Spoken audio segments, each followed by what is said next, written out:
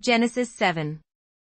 The Lord then said to Noah, "Go into the ark, you and your whole family, because I have found you righteous in this generation.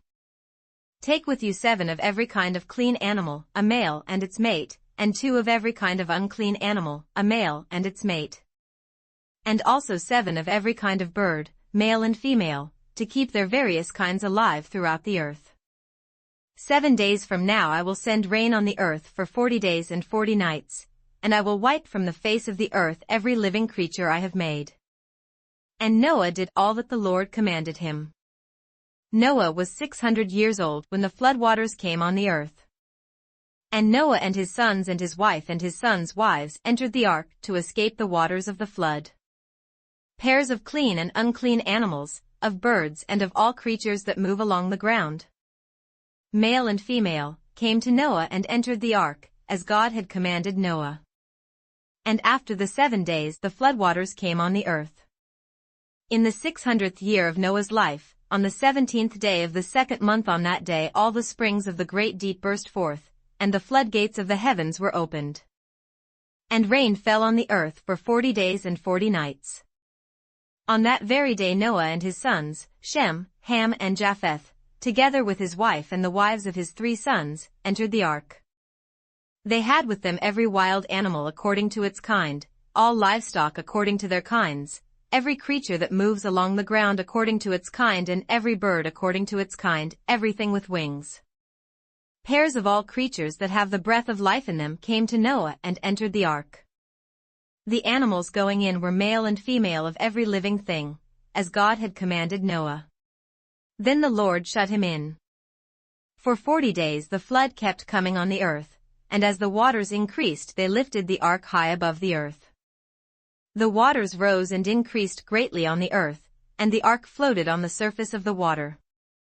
They rose greatly on the earth, and all the high mountains under the entire heavens were covered. The waters rose and covered the mountains to a depth of more than 20 feet. Every living thing that moved on the earth perished: birds, livestock, wild animals, all the creatures that swarm over the earth, and all mankind. Everything on dry land that had the breath of life in its nostrils died. Every living thing on the face of the earth was wiped out, men and animals and the creatures that move along the ground and the birds of the air were wiped from the earth. Only Noah was left, and those with him in the ark. The waters flooded the earth for 150 days. Genesis 8. But God remembered Noah and all the wild animals and the livestock that were with him in the ark, and he sent a wind over the earth, and the waters receded. Now the springs of the deep and the floodgates of the heavens had been closed, and the rain had stopped falling from the sky. The water receded steadily from the earth. At the end of the 150 days the water had gone down. And on the 17th day of the 7th month the ark came to rest on the mountains of Ararat. The waters continued to recede until the 10th month, and on the 1st day of the 10th month the tops of the mountains became visible. After 40 days Noah opened the window he had made in the ark, and sent out a raven, and it kept flying back and forth until the water had dried up from the earth. Then he sent out a dove to see if the water had receded from the surface of the ground. But the dove could find no place to set its feet because there was water over all the surface of the earth, so it returned to Noah in the ark. He reached out his hand and took the dove and brought it back to himself in the ark. He waited 7 more days and again sent out the dove from the ark. When the dove returned to him in the evening, there in its beak was a freshly plucked olive leaf. Then Noah knew that the water had receded from the earth. He waited 7 more days and sent the dove out again, but this time it did not return to him. By the 1st day of the 1st month of Noah's 601st year, the water had dried up from the earth. Noah then removed the covering from the ark and saw that the surface of the ground was dry. By the 27th day of the 2nd month the earth was completely dry. Then God said to Noah, "Come out of the ark, you and your wife and your sons and their wives. Bring out every kind of living creature that is with you, the birds, the animals, and all the creatures that move along the ground, so they can multiply on the earth and be fruitful and increase in number upon it." So Noah came out, together with his sons and his wife and his sons' wives. all the animals and all the creatures that move along the ground and all the birds, everything that moves on the earth came out of the ark, one kind after another. Then Noah built an altar to the Lord and, taking some of all the clean animals and clean birds, he sacrificed burnt offerings on it. The Lord smelled the pleasing aroma and said in his heart, "Never again will I curse the ground because of man, even though every inclination of his heart is evil from childhood.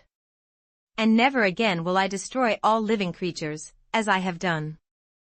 As long as the earth endures, seedtime and harvest, cold and heat, summer and winter, day and night will never cease." Matthew7. Do not judge, or you too will be judged. For in the same way as you judge others, you will be judged, and with the measure you use, it will be measured to you.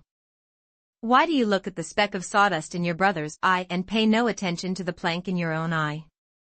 How can you say to your brother, "Let me take the speck out of your eye," when all the time there is a plank in your own eye? You hypocrite, first take the plank out of your own eye, and then you will see clearly to remove the speck from your brother's eye. Do not give dogs what is sacred, do not throw your pearls to pigs. If you do, they may trample them under their feet, and then turn and tear you to pieces. Ask and it will be given to you, seek and you will find, knock and the door will be opened to you. For everyone who asks receives, he who seeks finds, and to him who knocks, the door will be opened.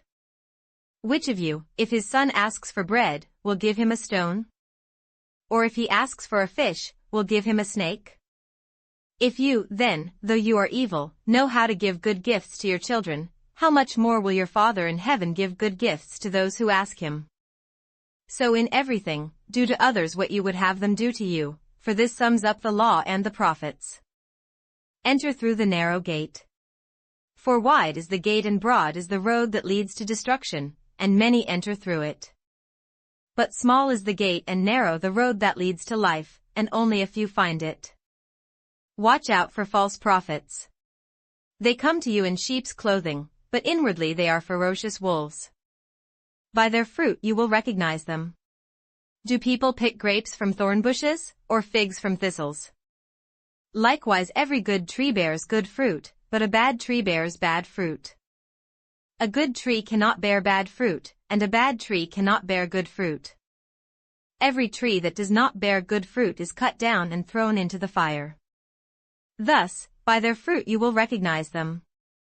Not everyone who says to me, "Lord, Lord," will enter the kingdom of heaven, but only he who does the will of my Father who is in heaven.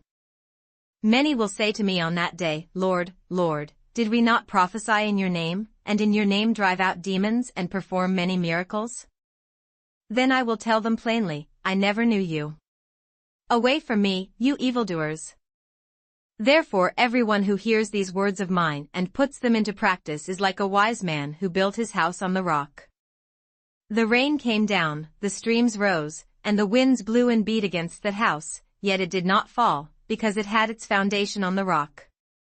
But everyone who hears these words of mine and does not put them into practice is like a foolish man who built his house on sand. The rain came down, the streams rose, and the winds blew and beat against that house, and it fell with a great crash. When Jesus had finished saying these things, the crowds were amazed at his teaching. Because he taught as one who had authority, and not as their teachers of the law. Matthew8. When he came down from the mountainside, large crowds followed him. A man with leprosy came and knelt before him and said, "Lord, if you are willing, you can make me clean." Jesus reached out his hand and touched the man. "I am willing," he said. "Be clean." Immediately he was cured of his leprosy. Then Jesus said to him, "See that you don't tell anyone. But go, show yourself to the priest and offer the gift Moses commanded, as a testimony to them." When Jesus had entered Capernaum, a centurion came to him, asking for help. "Lord," he said, "my servant lies at home paralyzed and in terrible suffering." Jesus said to him, "I will go and heal him." The centurion replied, "Lord, I do not deserve to have you come under my roof. But just say the word, and my servant will be healed. For I myself am a man under authority, with soldiers under me. I tell this one to go, and he goes, and that one come, and he comes. I say to my servant, do this, and he does it." When Jesus heard this, he was astonished and said to those following him, "I tell you the truth, I have not found anyone in Israel with such great faith. I say to you that many will come from the east and the west, and will take their places at the feast with Abraham, Isaac, and Jacob in the kingdom of heaven. But the subjects of the kingdom will be thrown outside, into the darkness, where there will be weeping and gnashing of teeth." Then Jesus said to the centurion, "Go. It will be done just as you believed it would."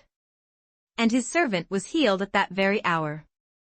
When Jesus came into Peter's house, he saw Peter's mother-in-law lying in bed with a fever. He touched her hand and the fever left her, and she got up and began to wait on him. When evening came, many who were demon-possessed were brought to him, and he drove out the spirits with a word and healed all the sick. This was to fulfill what was spoken through the prophet Isaiah, "He took up our infirmities and carried our diseases." When Jesus saw the crowd around him, he gave orders to cross to the other side of the lake. Then a teacher of the law came to him and said, "Teacher, I will follow you wherever you go."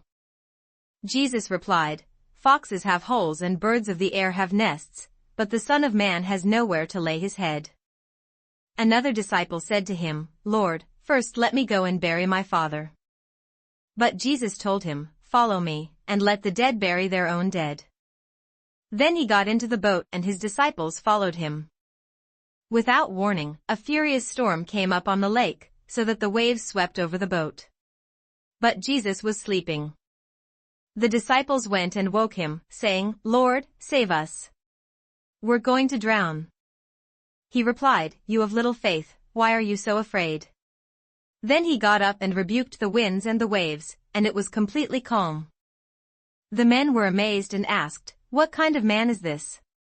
Even the winds and the waves obey him." When he arrived at the other side in the region of the Gadarenes, 2 demon-possessed men coming from the tombs met him. They were so violent that no one could pass that way. "What do you want with us, Son of God?" they shouted. "Have you come here to torture us before the appointed time?" Some distance from them a large herd of pigs was feeding. The demons begged Jesus, "If you drive us out, send us into the herd of pigs." He said to them, "Go." So they came out and went into the pigs, and the whole herd rushed down the steep bank into the lake and died in the water. Those tending the pigs ran off, went into the town and reported all this, including what had happened to the demon-possessed men. Then the whole town went out to meet Jesus. And when they saw him, they pleaded with him to leave their region. Psalms 4. For the director of music. With stringed instruments. A psalm of David. Answer me when I call to you, O my righteous God. Give me relief from my distress, be merciful to me and hear my prayer. How long, O men, will you turn my glory into shame? How long will you love delusions and seek false gods? Selah. Know that the Lord has set apart the godly for himself, the Lord will hear when I call to him. In your anger do not sin, when you are on your beds, search your hearts and be silent. Selah. Offer right sacrifices and trust in the Lord. Many are asking, who can show us any good? Let the light of your face shine upon us, O Lord. You have filled my heart with greater joy than when their grain and new wine abound. I will lie down and sleep in peace, for you alone, O Lord, make me dwell in safety.